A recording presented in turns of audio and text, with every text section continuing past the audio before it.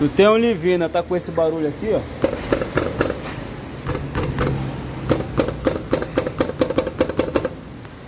Vem comigo.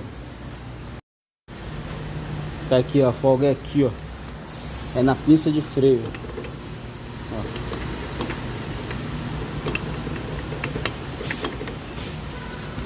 Um jeito barato de resolver. Solta a pinça de freio aqui. Pega um silicone de alta. Tá, e aplica o silicone aqui. Ele vai ficar aqui nas costas, ó. Depois que seca, vira uma borracha.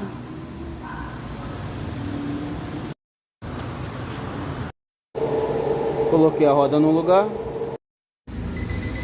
Bombo o freio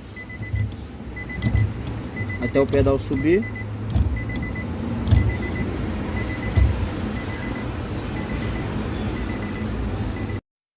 E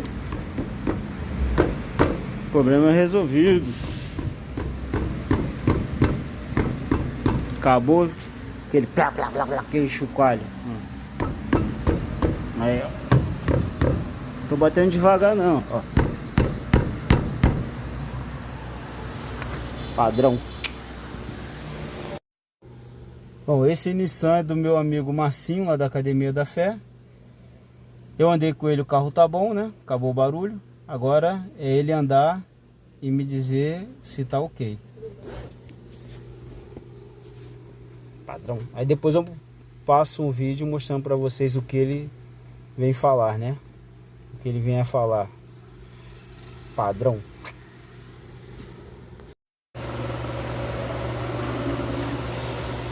Fala, Marcinho, mas o barulho acabou, né? O barulho de pastilha chacoalhando não tem mais não. Totalmente sem barulho de pastilha. Ficou indo. Padrão.